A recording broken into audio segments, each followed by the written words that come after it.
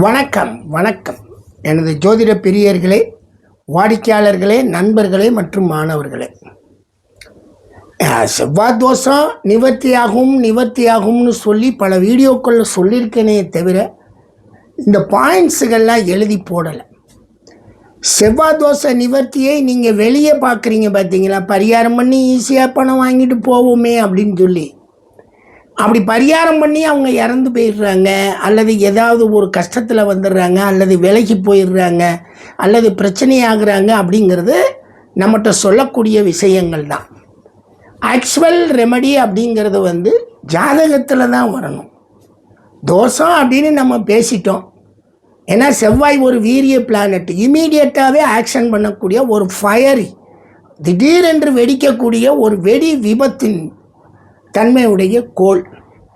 அதனால நம்ம என்ன நினைக்கிறோம், இந்த செவ்வாய்க்கு ஆகா இது நமக்கு கொஞ்சம் தொந்தரவு இல்லாமல் இருக்கணும் அப்படிங்கிறப்ப நம்ம ஜோதிடத்திலேயே நமது உருவாக்கிய நம்முடைய ஜோதிட முன்னோர்கள் இந்த ரெமடிஸ் பாயிண்ட்ஸை கொடுத்துருக்குறாங்க. இது ஒன்லி ஃபார் த ரெமடிஸ் பாயிண்ட்ஸுங்கிறது தோஷ நிவர்த்திக்கானது தானே தவிர வெளியே அவுட் ஆஃப் டெம்பிள்லாம் கிடையாதுங்க. இங்கதான் பிரச்சனை. இங்க கோள்கள் பார்த்துட்டாலே போதும். ஜோசியர்கள் சொல்றாங்க பரிகார செவ்வாய் அப்படின்னு. என்னது, வெளியே போய் பரிகாரம் பண்றதா பரிகார செவ்வாய்?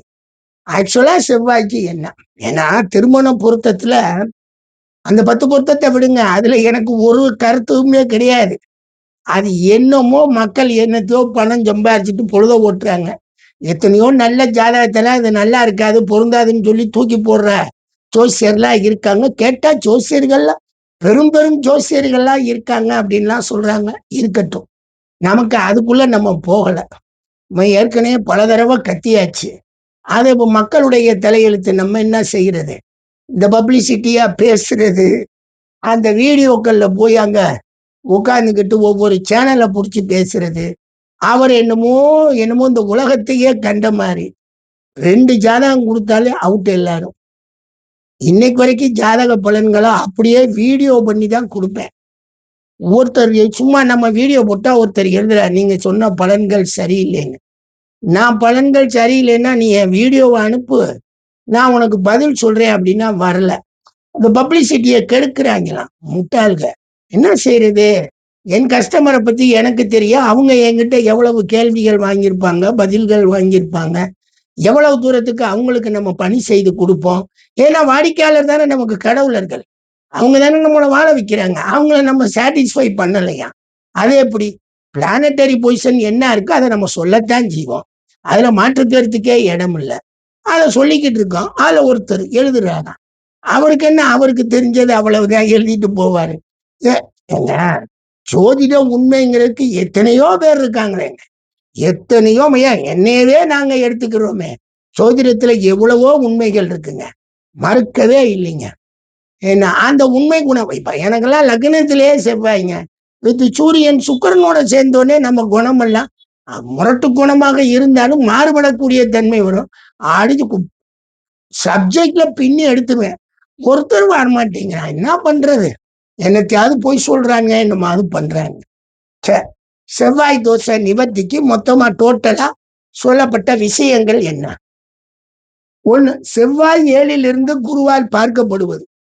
எப்பயுமே இந்த பார்வை பலன்கள் என்ன செய்யும் அப்படின்னா கொஞ்சம் சேஞ்சஸ் கொடுக்கும், அவ்வளவுதான். கொஞ்சம் சேஞ்சஸ். ஏன்னா செவ்வாய்க்கு தோஷம் இருக்கு, குரு பார்த்தால் தோஷம் கம்மி. அப்படின்னா என்ன? உணர்ச்சி பொங்குதல், வேகப்படுதல், உடனுக்குடன் முடிவு எடுக்கிற அந்த உணர்ச்சி ததும்பலை குரு பார்க்கறதுனால குறைக்குதுன்றாங்க. ஏத்துக்கலாம். ஆனா வாழ்வியல் அமைப்புகள்ல திசா புத்திகள் என்ன பாவத்தை நடத்துதோ அதுதான் கண்டிப்பாக வேலை செய்யும். எந்த தோஷமும் அந்த மாதிரி தோஷ நிவர்த்திகளை பார்க்கும்போது பார்வை அது சிறு பலன்களை மாத்துது, அவ்வளவுதான். அதனால நமக்கு பெரிய கெடுதல் ஒன்றும் கிடையாது. ஒரு பாயிண்ட், செவ்வாய் 7ல் குருவால் பார்க்கப்படுவது தனியா கொடுத்திருக்கிறாங்க. நற்கோளோ அல்லது 7ஆம் அதிபதியோ லக்னத்துக்கு 7ல் இருப்பது. 7ஆம் பாவத்துல, லக்னத்துக்கு 7ஆம் பாவத்துல 7 கூடியவனும் ஒரு நல்ல கோளம் இருக்கிறது. அதுவும் தோஷத்தை நிவர்த்தி செய்யுது. இந்த செவ்வாய் தரக்கூடிய மங்களிக்க கணவன் மனைவி உறவுகளுடைய தோஷத்தை அதுவும் கெடுக்குது. செவ்வாய் எங்கிட்டு இருந்தாலும் பரவாயில்ல. நற்கோள்கள் திரிகோணங்களிலும் தீய கோள்கள் 3, 6, 11 இருந்தாலுமே உங்களுக்கு செவ்வாய்க்கு உண்டான தோஷத்துக்கு வழி இல்லை அப்படின்னு சொல்லிட்டாங்க. ஏன்னா நற்கோள்கள் திரிகோணத்துல இருந்தாலே உங்களுக்கு ஒரு வகையில நமக்கு பெரிய நன்மை தானே. நற்பலன்களை தரக்கூடிய கோள்கள் நல்ல பாவத்திலும், தீயதை தரக்கூடிய கோள்கள் 3, 6, 11 அந்த உபஜய ஸ்தானத்துல இருந்து நமக்கு சப்போர்ட் கிடைக்குது. அடுத்தாப்புல பாத்தீங்கன்னா செவ்வாய் ஆட்சி உச்சம் நட்பு ராசிகள். செவ்வாய்க்கு ஆட்சி உச்சம் மகரம், கடகம். நட்பு ராசி என்ன ராசி? அதனுடைய சொந்த ராசி மேசம், விருச்சிகம். நட்பு ராசி என்ன? கடகமும் சிம்மமும். ஆக இந்த 2, 4, 6 ராசிகள்ல செவ்வாய் எந்த அடிப்படையில 2, 4, 7, 8, 12 இருந்தாலும், சந்திரனுக்கு 2, 4, 7, 8, 12 இருந்தாலுமே அந்த தோஷங்கள் கிடையாது. சரி, செவ்வாய் நீச்சமாக இருந்தாலே தோஷம் கிடையாது. மகரம்னு சொல்லிட்டோமே, இங்க ஆட்சி உச்சம் நட்புன்னு போட்டுட்டோம். அதே சமயத்துல உங்களுக்கு நீச்சமாக இருந்தாலும் தோஷம் கிடையாது. மொத்தம் 6 ராசி வந்துருது. செவ்வாய் சரராசிகளில் இருந்தாலும் தோஷம் கிடையாதுங்க. எவ்வளவு பெரிய விஷயம் பாருங்க. சரராசி மேசம், கடகம், துலாம் அண்டு மகரம் இந்த ராசிகள்ல இருந்தாலும் உங்களுக்கு தோஷம் கிடையாது. ஏற்கனவே மேசம், கடகம், மகரம் நீச்ச உச்சம் ஆட்சி. இதுல துலாம் ஒன்னையும் சேர்த்திருக்காங்க. சரராசிகளில் செவ்வாய்க்கு தோஷம் இல்லை. செவ்வாய் நற்கோள்களுடன் கூடி இருந்தாலே தோஷம் இல்லை. ஏதோ ஒரு நற்கோள்கள், அது புதனோ குருவோ சுக்கிரனோ கூடி இருந்தாலும் தோஷம் இல்லை. செவ்வாய் நற்கோளால் பார்க்கப்பட்டாலும் அங்க பொதுவா 7ன்னாங்க, இங்க பொதுவா நற்கோளால் பார்க்கப்பட்டாலே அந்த தோஷம் நிவர்த்தி ஆகுது. அது ஒண்ணுமே கிடையாது. தோஷம் பூஜ்ஜியமாகுது. செவ்வாய் மிதுனம் கன்னியில இருந்து அது 2ஆம் பாவமாக இருந்தார். செவ்வாய் 2ல் இருக்கு, அது மிதுனம் கன்னியாக இருந்தார். அப்படின்னா என்ன? ரிஷப லக்னம் சிம்ம லக்னத்துக்கு 2ல செவ்வாய் இருந்தால் அந்த தோஷம் இல்லை அப்படிங்கிறாங்க. சரி, கடகம் சிம்மம் தனுசு லக்னங்களுக்கும் தோஷம் இல்லை. நம்ம பிறந்திருக்கோம், கடக லக்னமா பிறந்தாலும் சரி, சிம்ம லக்னமா பிறந்திருந்தாலும் சரி, தனுசு லக்னமாக பிறந்திருந்தாலும் சரி, இந்த 3 லக்னங்களுக்கு இந்த செவ்வாய் யோகக்காரன் என்பதால் உங்களுக்கு தோஷமே இல்லை. அவன் எங்க இருந்தாலும் இருக்கட்டும், தோஷம் இல்லை அப்படின்னு சொல்லியாச்சு. சரி, செவ்வாய் 4ல் அது ரிஷபம் துலாமாக இருந்தார். செவ்வாய் 4ஆம் பாவத்துல இருக்கு. அந்த இருக்கிற ராசி ரிஷபம் துலாமாக இருந்தாலும் தோஷம் இல்லைன்னு ஒரு விதி விலக்கு கொடுக்கிறார். ரைட்.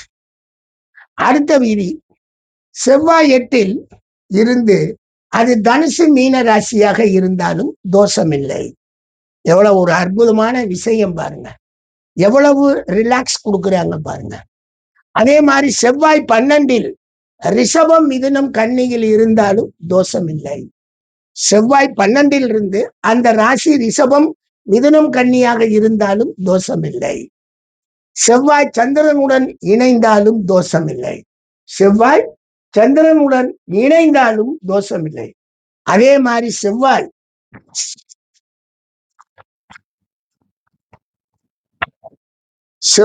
இருவர் ஜாதகத்திலும் ஆண் பெண் இருவர் ஜாதகத்திலும்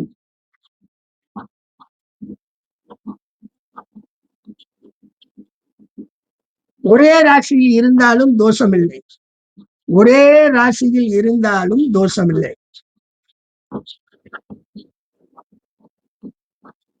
அதே போல் செவ்வாய் நவாம்சத்தில்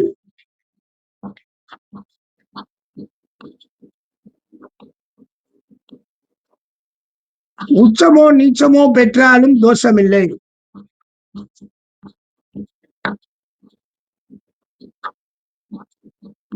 பெற்றிருந்தாலும் தோஷமில்லை.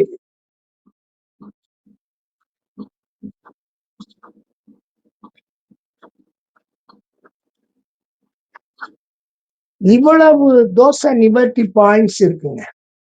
இவ்வளவும் தோஷ நிவர்த்தி பாயிண்ட் தான். 1 2 3 4 5 6 7 8 9 10 11 12 13 14 15 16 பாயிண்ட்ஸ் கொடுத்துருக்கேங்க. இதுல ஏதாவது ஒண்ணுல இருந்தாலும் அது தோஷம் இல்லைன்னு சொல்லிட்டாங்க.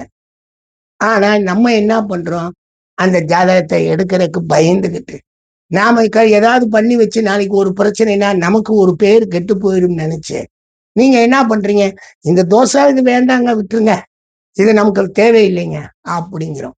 அது எவ்வளவு பெரிய பிசகு தெரியுங்களா? தைரியமா திருமணம் சொல்லி செய்யுங்க. நான் ஜோசியர்களுக்கும் சொல்றேன், இதை இந்த ஜோதிடத்தை கொஞ்சம் புரிந்து கொண்ட பெற்றோர்களுக்கும் சொல்றேன். தைரியமா இந்த பாயிண்ட்ஸ்ல இருந்தா தைரியமா திருமணம் செய்து வைங்க. சார், ஜோதிடத்துல உள்ளதை தான் நம்ம சொல்றோம். இதுல நமக்கு ஒரு கருத்தும் வேறுபாடும் கிடையாது. அதுக்கு மேல அவங்களுக்கு 6 8 12 தசாக்கள் நடந்து அவர்களுக்குள்ள பிரச்சனை வருதுன்னா அது வேற. அது இந்த தோஷத்தினால சத்தியமா இருக்காது. இந்த செவ்வாயினுடைய தோஷத்தினால அந்த பிரச்சனைகளுக்கு வேலையே இல்லை. தயவு செய்து இதை நம்புங்க. இதை தாராளமா நீங்க யார்கிட்ட வேணாலும் எடுத்து காமிக்கலாம். இதை நீங்க எடுத்து காமிக்கலாம். இதை அப்படியே நான் விட்டுருக்கேன். இதை நீங்க நிப்பாட்டிட்டு எழுதிக்கிறவும் செய்யலாம். தயவு செய்து சொல்றேன், இதுல நீங்க பயப்படாதீங்க. பயப்பட வேண்டிய அவசியமே இல்லை. தைரியமா நம்ம திருமணத்துக்கு போகலாம். இந்த ஒண்ணு மாத்திரம் நீங்க செஞ்சிட்டீங்கன்னா நாட்டு மக்கள்ல நிறைய பேருக்கு கல்யாணம் ஆயிடும். உங்களுக்கு சந்தேகம் வருது, திசாநாதர்கள் கெட்டவங்களா இருந்தா அதை எடுத்து சொல்லிருங்க. இந்த விதிப்படி தாங்க இருக்கு. இந்த விதியை நாங்க சொல்லிட்டோமுங்க. இது ஜோதிடத்துல உள்ள விதி. இது நீங்க எங்க கொண்டு போனாலுமே இதை நான் எடுத்துட்டு வந்து உங்களுக்கு சொல்ல முடியும். இதுல நீங்க புரிஞ்சுக்கங்க. பட் திருமணத்தை செஞ்சு அதுல பிரச்சனை வருதுன்னா அது வேற காரணத்துல வருங்க. நீங்க இதுக்காக பயப்படுறீங்க. எப்பயுமே இந்த மக்கள் என்ன பண்றாங்கன்னா, சாதாரணமான காசு கொடுத்து பார்த்தா போதும், ஏதோ 10 பொறுத்தா இந்த செவ்வாய் தோஷம்லாம் இல்லைன்னா நாங்க கல்யாணம் பண்ணிக்கிறோம், இந்த இல்லாத கூட்டு திசா சந்தையெல்லாம் சொல்லி ஏமாத்துறாங்க. அதெல்லாம் கிடையாதுங்க. பாருங்க, இதெல்லாம் நல்லா இருக்குன்னா செஞ்சிருங்க. நான் உங்களுக்கு இந்த செவ்வாய் தோஷத்துக்கு நிவர்த்தி தர்றேன். ஏன்னா திருமணம்ங்கிறது தமிழகத்துல ரொம்ப அற்புதமாக ஜாதகம் பார்த்து பண்றாங்க. எதிர்கால பலன்களை தெரிந்து கொண்டு எவர் ஒருவர் திருமணம் செய்யறாங்களோ அவர்களுக்கு வெற்றி. சும்மா மேலோட்டமா இந்த 10 பொருத்தம் பார்த்து செய்யறோம்னா அவங்க எல்லாம் பிரச்சனைக்குரியவங்களா மாறுவாங்க. என்ன செய்யறது, எத்தனை பேர் எப்படி பாக்குறாங்கன்னு நமக்கு தெரியாது. நான் என் சைடு நான் ஒழுங்கா பார்ப்பேன், எல்லாமே பார்ப்பேன். என்ன, அதனால தயவு செய்து சொல்றேன், புரிஞ்சுக்கங்க. தோஷத்தை நிவர்த்தி இங்கதான் விதி சொல்றோம். ஜோதிடத்திலே விதிக்கு நிவர்த்தி ஆகக்கூடிய விஷயத்தையும் சொல்றோம். இதை விட்டுட்டு நம்ம வெளியே போய் பரிகாரம் பண்றோம். அந்த ஆன்மீக பரிகாரத்தினால, அந்த சுப்பிரமணிய கடவுளை வணங்குறதுனால, அல்லது இந்த மாதிரி பரிகாரம், இந்த வாழை மரத்துக்கு தாலியை கட்டி வெட்டுறோம், அதை செய்யறோம், இதை செய்யறோம், அதெல்லாம் பொய்யுங்க. அங்க வேலையே கிடையாதுங்க. அதை ஜோதிடர்கள் செய்ய சொல்றாருன்னா அவங்க அறிவு என்ன இருக்குன்னு பாருங்க. ஜோதிடத்துல இதைத்தாங்க சொல்லியிருக்கு. இங்க ஆன்மீக ரெமடிக்கெல்லாம் வேலையே கிடையாதுங்க. ஆன்மீகம் சுப்ரீம் பவருங்க. நான்லாம் கடவுளை எந்த அளவுக்கு ஏற்றுக்கொள்ளுனா, நாங்க கடவுளை கடவுளா மட்டும்தான் பார்த்துருப்போம். வேற எங்களுக்கு அவரை அதை கூடு இதை கூடுன்னு கேட்கிற அளவுக்குலாம் நம்ம கிடையாதுங்க. நான் தத்துவ சிந்தனையாளர். கடவுள் மறுப்பாளர்னு என் நண்பர் சொன்னார். அதெல்லாம் கடவுள் மறுப்பாளர் தான். நான் இங்க வெங்கடாச்சலபதிய அழகா வச்சிருப்பேன்னா நான் எல்லா திவ்ய தேசமும் போறாள் ஒரு வைஷ்ணவன் நானு. சரி, அதை விடுங்க. இங்க இந்த இதை புரிஞ்சுக்கங்க. ரெமடி இங்கதான் கிடைக்கும். ஆன்மீகத்துல ரெமடிங்கிறது மிக கொடுமையானது. அது மக்களை நாம பணம் புடுங்கிறதுக்கு உண்டான வேலைகளை செய்யறது தான் நான் அதை சொல்லுவேங்க. பட் ரெமடி கேட்டீங்க, இதுதாங்க. நன்றிங்க, நன்றிங்க, நன்றிங்க. ESPன்னு வந்திருக்கா? ரைட், ஆஃப் பண்ணு.